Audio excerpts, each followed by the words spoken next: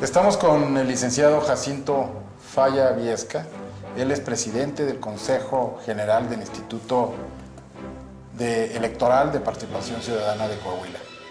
Está con nosotros también el licenciado Héctor Macías. Gracias, Héctor. Y pues venimos a platicar contigo, Jacinto. Venimos a conversar respecto a las reglamentaciones del COFIPE, a la Ley Federal Electoral y sobre todo a su aplicación. En esto hay mucha confusión, Eduardo. Yo te voy a hablar desde una posición eminentemente como estudioso del derecho constitucional. Aparte estoy inmerso en este proceso.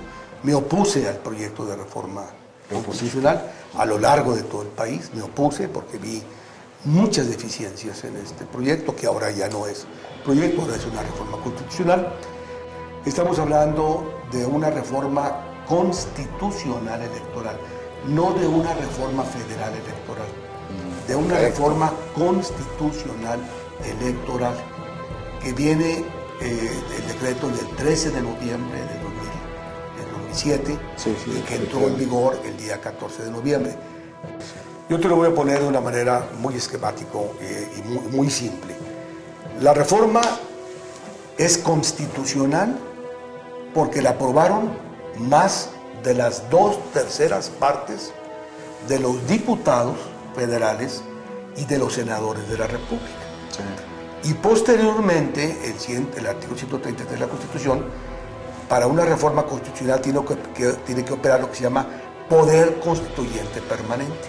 No es el solo Congreso de la Unión, es mínimo las 2/3 partes de diputados y senadores, más mínimo la mayoría de las legislaturas de los estados, es mínimo 16 legislaturas locales. El estado de Coahuila, la legislatura del estado de Coahuila, fue la única que se opuso a esta reforma. El impacto de esta reforma es enorme, o sea, no tenemos conciencia de la trascendencia que va a tener para el futuro del país. En algunas cosas muy buenas, en otras son impredecibles. Es decir, impacta al 100% del sistema representativo político de la nación mexicana. Bien, ¿qué sucede? Que uno de los artículos transitorios del decreto del 13 de noviembre dice que el Congreso de la Unión tendrá como plazo un máximo de 30 días para hacer las reformas federales pertinentes, afín a lo que establece el propio decreto constitucional. ¿Qué sucede, Eduardo? Muy simple, llegan los 30 días y no tiene ni una. Y hasta los 45 días aprueba solamente una, que es el COFIPE. Es decir, el Congreso de la Unión ha sido omiso, y aparte es muy justificable que lo haya sido.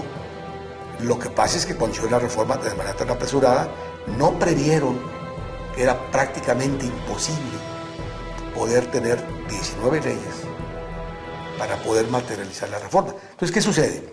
Por una parte existen una reforma en la Constitución y por otra, esa misma reforma le ordena al Congreso de la Unión que para poder materializar esta reforma elabore las leyes conducentes. Son 20, nada más se ha reformado una sola.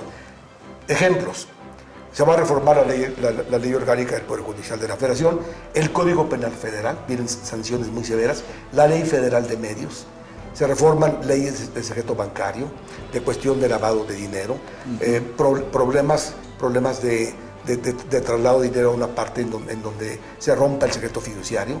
Es decir, es un mundo de reformas.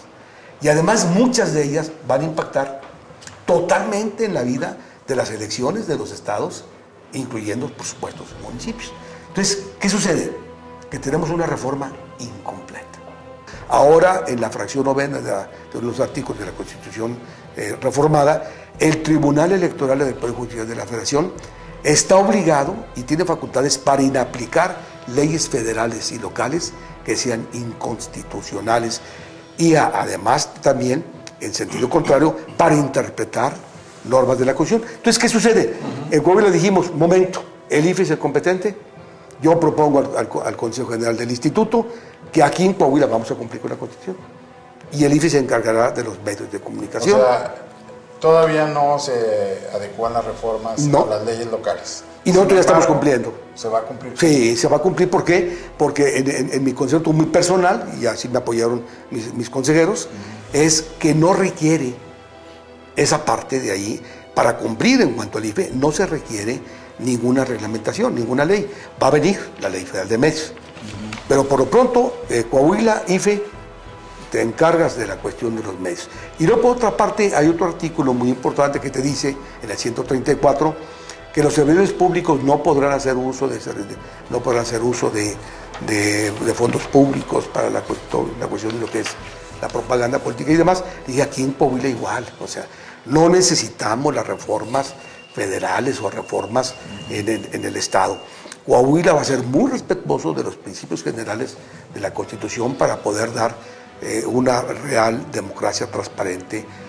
Entonces, cualquier irregularidad que se dé en el proceso electoral, ¿lo va a conocer el Instituto Federal Electoral? No. ¿O lo va a conocer? No, nosotros vamos a hacer una aplicación en ese sentido, aunque suene la palabra mal, diferenciada. O sea, habrá normas en la Constitución, en el decreto constitucional del 13 de noviembre, que son de aplicación inmediata.